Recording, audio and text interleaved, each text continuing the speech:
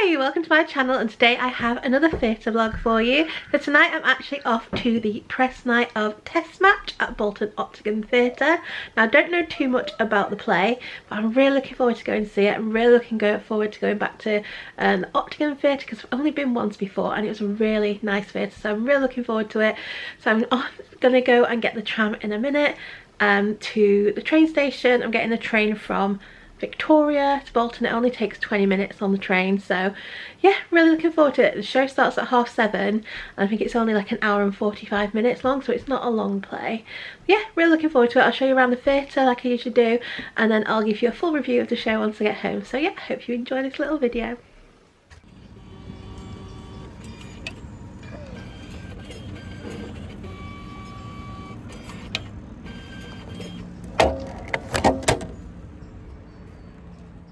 So it's now 6:25 and the tram is literally due any minute. No, not 6, 4:25. So yeah, the tram's due any minute.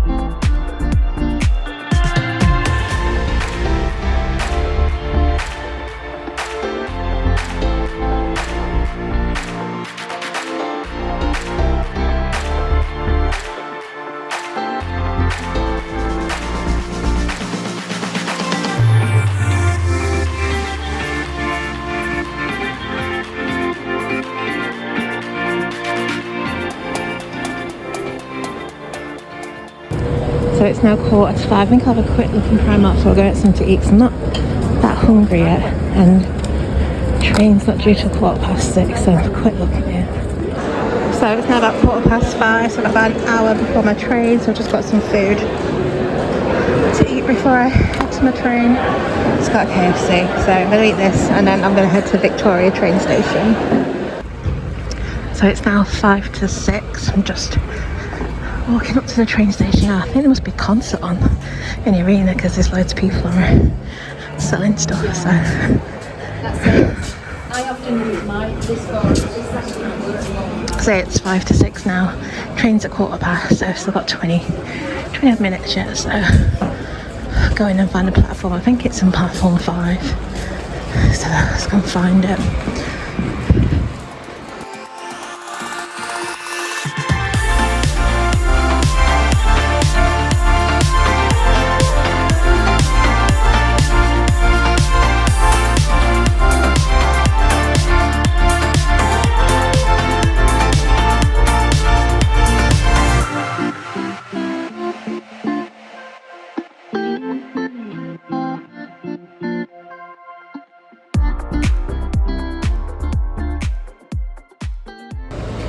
So it's now 6:30, just got off the train.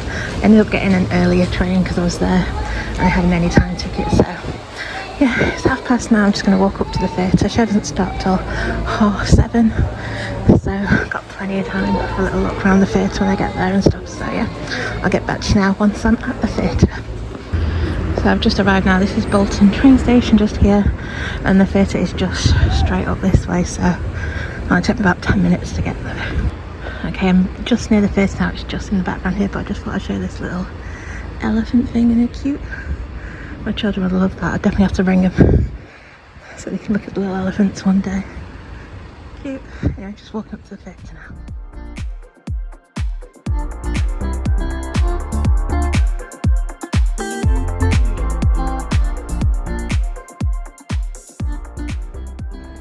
Okay, so I've arrived now, so I'm going to head in and get my tickets from the press desk. And there's a bit of a queue.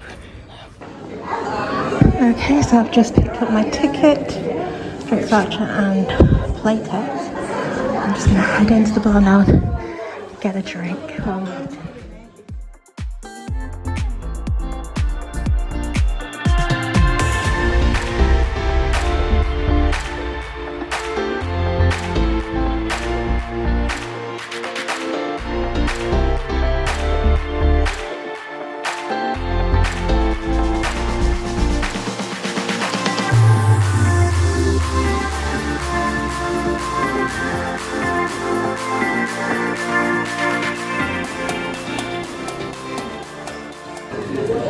it's just coming up to 7 o'clock now. I've just got a Diet Coke for my drinks voucher, and then I'm just having a quick read through the play text while I'm waiting for the auditorium to open.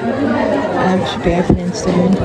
And today I'm sat in row F, seat 37. So, yeah. Okay, so I'm on door 4. I need to find where door 4 is. Oh, it's this way, through this way. Oh, here we go. Here's door 4. Okay, so I'm this way. I'm F37. So,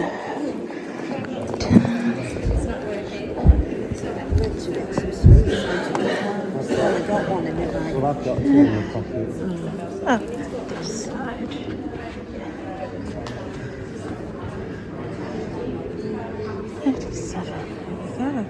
Oh, look, I had one of these on my seat. Isn't that nice? Although I have come before for Little Shop of Horrors, but I didn't get one this time, but it's really, really nice. I also love how in this theatre, all the seats are in memory of people, which is really, really nice. Okay, so I'm now in my seat, so I'm on row F, seat 37, and this is my view. So it's done in the round for this show, so it's a different layout from when I went to see it, Little Shop of Horrors.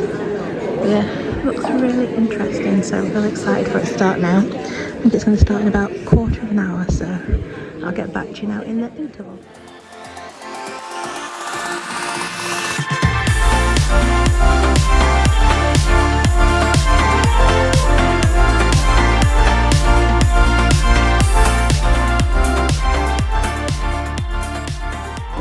So it is now the interval, and I'm actually really, really enjoying it.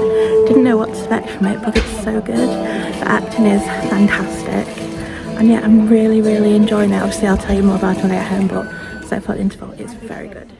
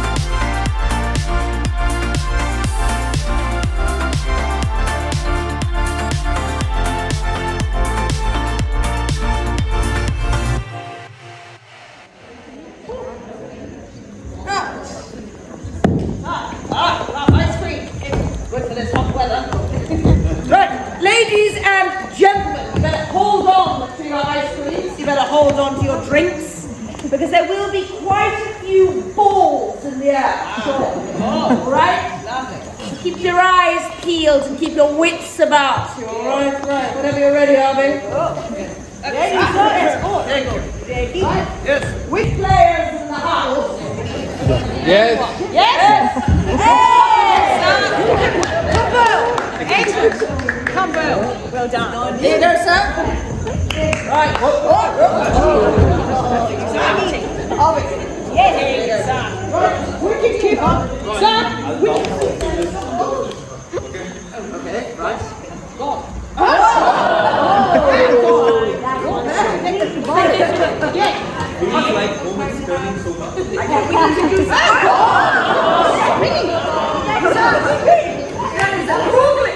Just do it. One right arm.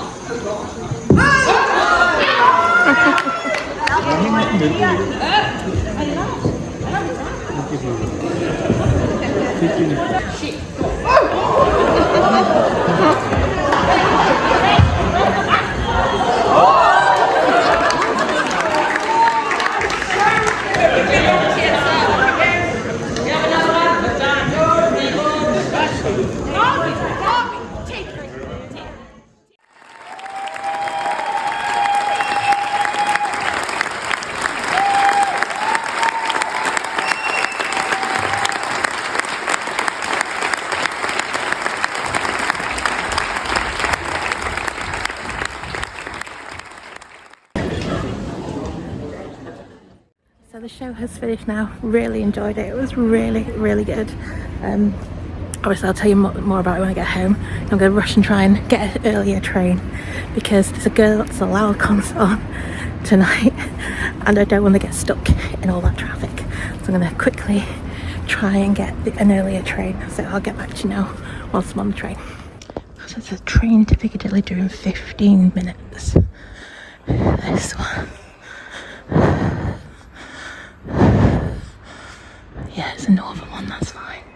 I'm gonna get that one to Piccadilly. Good, that means I should miss the Girls Aloud traffic if I go straight to Piccadilly, so that's good. So yeah, 50 minutes to wait, that's fine. I'll wait up here.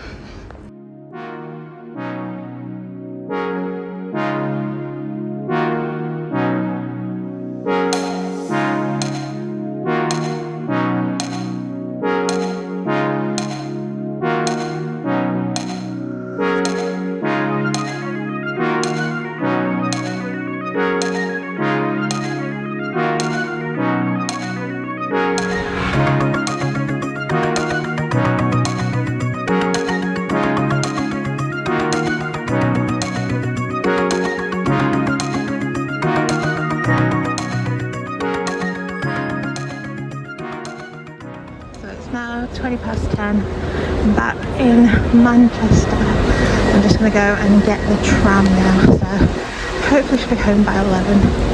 We'll see. So now at Piccadilly tram station, it's due in about 4 minutes. And it is 10:26.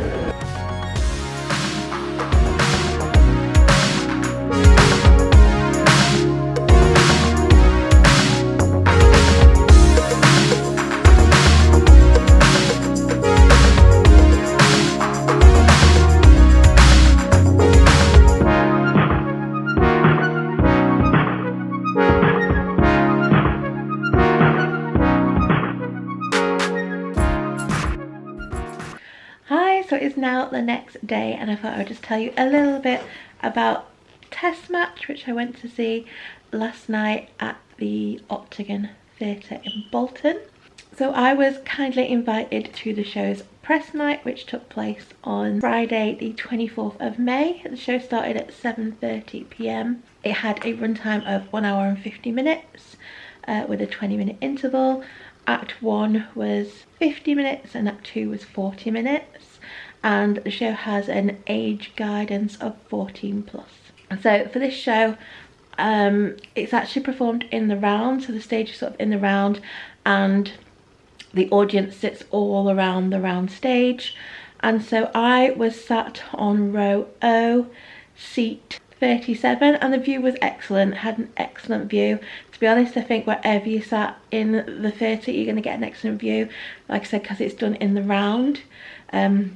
And it is a small theatre. I think wherever you sit, you're going to get a really good view. So there was no merch for the show other than a play text. So they didn't have programmes like a normal programmes. They had the play text, and this is really good. I actually think more shows should do this, more plays, because it's like a programme in here, but then it's also got all the text, the script of the play as well. So it's really nice to read back. If you miss some bits or you can't remember some bits of the play, it's really nice to then go back and read it. So I really like getting this, and luckily I was actually gifted this because I was there to review the show, but they were selling them for £4.50, which I actually think is a really good price. It's the same price that they charge for the normal programmes, so for £4.50 for that, it's really good, because it does say on the back that the recommended retail price is £10.99. I do think they actually sell this on Amazon, so really good price if you're there to watch the show to get it for £4.50. So definitely a bargain. They did have merch for actual theatre, so if you wanted to get some Octagon Theatre merch, they do sell some. They do umbrellas, they were £12. They did a water bottle, and that was £10. They had notebooks, which were £8, pens, which were £2, and then they had a couple of books on the theatre as well, and they were different prices. I can't quite remember what they were. So yeah, that's the merch that they had. So if you don't know anything about Testmatch, it's written by Kate Attwell, and the show premiered in 2019 in America at the American Conservatory Theatre in San Francisco. So this production is the British premiere of the play, and it's been co-produced by the Orange Tree Theatre, ETT and the Octagon Theatre. And the play is being directed by Diane Page. So I'll tell you a bit about what the play is about. So Act 1 starts as modern day, and it starts off at the Women's Cricket World Cup, and the game has had to be stopped due to the typical British weather. It's started to rain, and so they've had to stop play, and we see the characters rushing into the locker room. I think it's supposed to be the locker room. So in there we have the English team and the Indian team, so 3 players from the England team and 3 players from the Indian team in this locker room. So whilst they're waiting to hear whether they can go back on or if the match is being cancelled, they start to chat amongst themselves, and as they do, we discover some things about the players.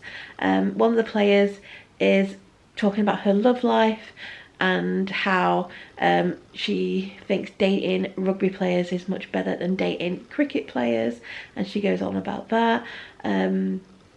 We discover some other things about some of the characters. We discover that the Indian captain is thinking of retiring, and this is going to be her last year, so she really wants to go out on a high, so she really wants the game to continue because they are currently winning and she wants to go out on a high. So we've learned that, and we also learned some things about the England team captain, but I don't want to give too much away. It's not going to tell you too much else, but yeah, they start to chat and we discover things about them, and so the tension starts to rise between the 2 teams, and we discover some personal hurdles for the characters, and we also see some cultural differences as well. So then in the second act it is completely different.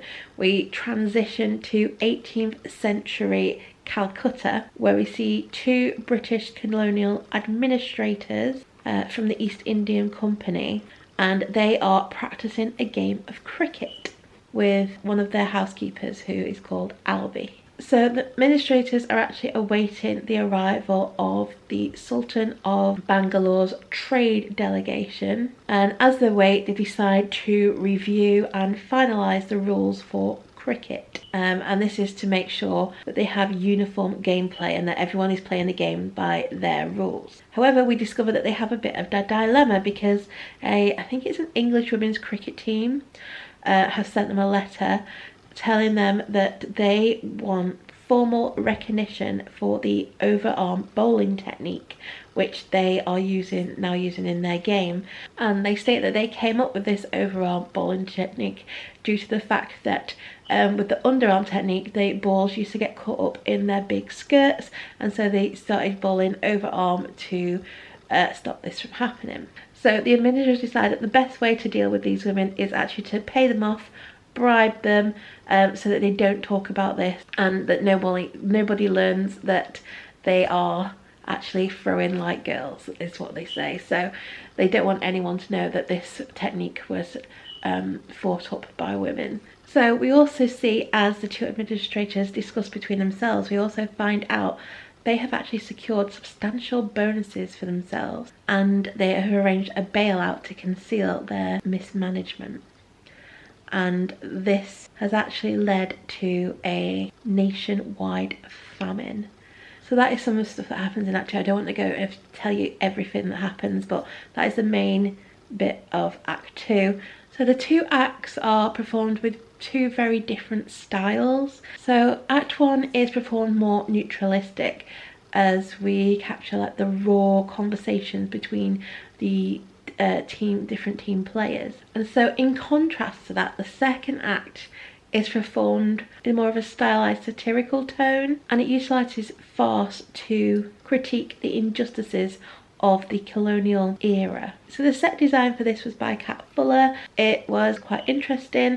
It was like a round circular platform which had what looked like cracks in it, and then this was surrounded by a load of I think it was charcoal chip-ins, and underneath the platform it had lighting, so it would light up from underneath. And so I believe the cracks in this platform are supposed to represent the tension between the female cricketers in Act 1. So I think that is what the cracks are supposed to represent there. And then in the second act, this set evolves slightly, so there ends up being like a big hole in the centre, as if one of the cracks has cracked open, which could symbolise the historical wounds of colonialism opening up and being exposed. So I thought the simpleness of the set allowed for the seamless transitions between the past and present. So the costumes were also designed by Kat Fuller, and these really helped to clearly indicate the transition in the time periods. So in the modern day cricket match, we had modern day cricket costumes, and these were really brightly coloured. We had England in a bright red kit and India in a bright blue kit, and these were actually really detailed, because actually if you look very closely at them, because I was sat quite near the front, you can see that some of them had like grass stains on their shoes and on their knees and things. So they hadn't done a lot of detail on it to make them look like these kits were actually being worn during a match. So that was really good, the attention to detail. And then we had the 18th century costumes, which I thought were really good. They were really detailed, they looked really nice, they definitely looked like they were from that era. Also, they were wearing the white wigs, so you could definitely tell the difference in the era from the costumes. So Rajiv Patani's lighting design was also really good. Like I said, it sort of lit up from underneath the stage. So when we were in the modern day, it was supposed to be in this locker room. It had this sort of very white artificial lighting look which came up from underneath it, and then when we moved to the 18th century in Calcutta, this lighting changed to red, sort of to symbolise the blazing sun of colonial India. And again, this sort of enhanced the play's temporal shift. So what made this play so good was the cast. The cast were fantastic. They were able to slip between their different characters with ease, because they played two roles. They played obviously a role from the modern day and a role from the 18th century, so they had to slip between these two roles, and like I said, they did it with ease. And the characters were very different as well, so they had to play two very different roles, and I just thought they were really, really good. So there was only 6 performers in this play. Like I said, they took on 2 roles, and I'll just go through them now for you. So we had Arushi Ria Ganju. I'm sorry if I pronounce any names wrong. And she played India 1, who was the captain of the Indian team. And I thought she gave a really strong performance. She was really good at showing the strength of her character, but also her vulnerability in the fact that she wanted to retire, and the vulnerability she felt about her health, because apparently her knees were going, and she put this across really well, I thought. And also I thought she had a really good ability of transitioning from humour to the more serious moments as well, which made her character very relatable. So in the second act, she played the messenger, and she gave a really good performance here. And the delivery of her monologue was really heartfelt and sincere, and it really struck a chord with the audience. She really felt what she was saying. So we then had Ayana Bartlett, who in Act 1 plays India 2. Now, India 2 is a character who is concealing her lesbian identity from the opposing team, as she fears they could leak this to the press and that it could harm her family and possibly even her cricket career. So I thought Ayana was really good at portraying her character's strength and also her vulnerability as well, and I thought she gave a really good performance here. She then played a character called Dania in the second act, and she is a villager with a bold and audacious spirit, and she sneaks onto the ground of the British administrator's estate with a request to train with their cricket team. And I thought she played Dania really well. She played her with this determination and resourcefulness, and she also portrayed her character with confidence and tenacity. So we then had Tanya Catchell, and she played India Free in the first act, and she infused her character with optimism and humour. And I really enjoyed her facial expression. She was really animated with her face, and I just couldn't help but watch her. I thought she was fascinating to watch. So I really enjoyed her performance of her character. She then, in the second act, played the housekeeper Albie, and in this role she was able to balance really well humour with drama and her interactions with the administrator. So yeah, I thought her ability to switch from her comedic tones to more serious really highlighted her range as an actor. So yeah, I did really enjoy her performance. I thought she was really good. We then had B. Svisseneko. Again, I apologise if I pronounced the name wrong. She played England 1, who was the captain of the English team, and I thought her portrayal was both intimidating and believable, especially when her character grapples with maintaining composure after a big outburst. So in the second act she plays one of the administrators, Administrator 1, and in this role I thought her comic timing was excellent. I thought she was really funny, and yeah, I just really enjoyed her performance as the administrator. So then we had Mia Turner, who played England 2, and I thought her character was very funny.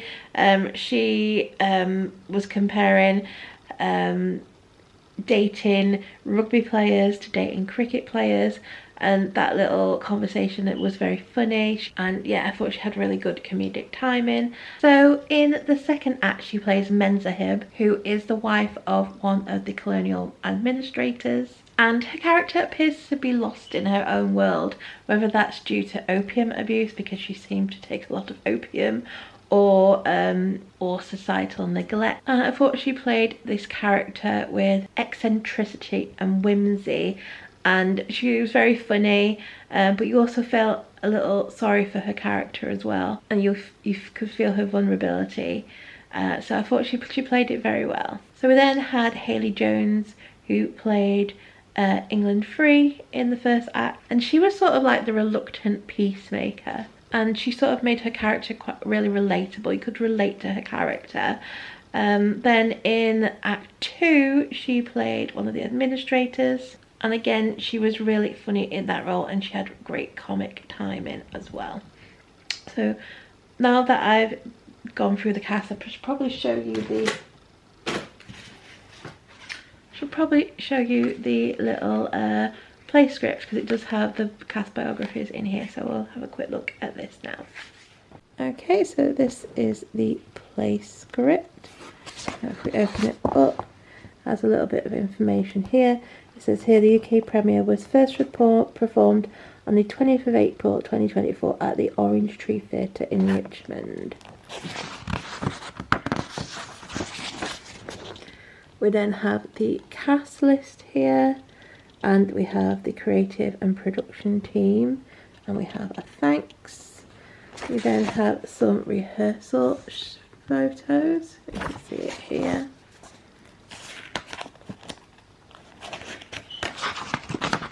And then we have the cast biographies. There you go.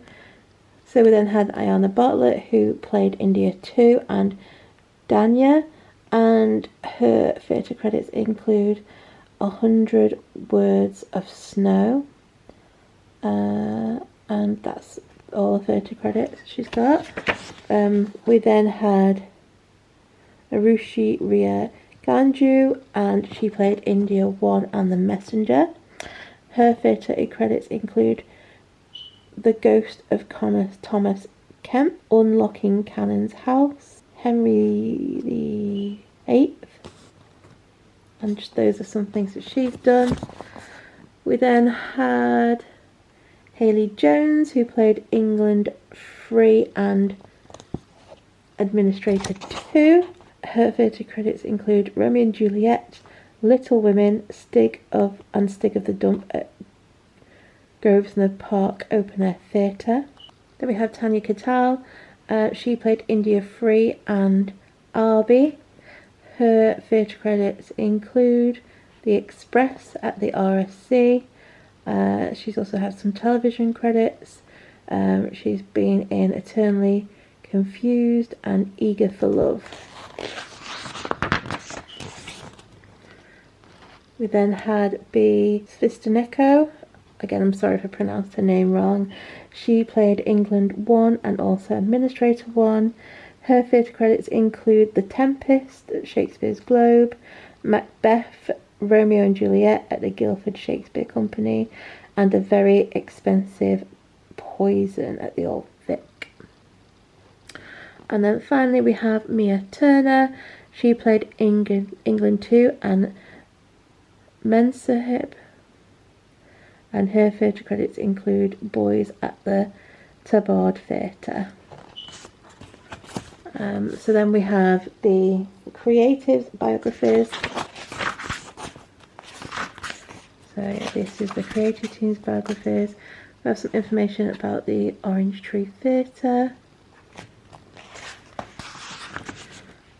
information about ETT, and some information about the Octagon Theatre. And then we have the play text, obviously the script for the play.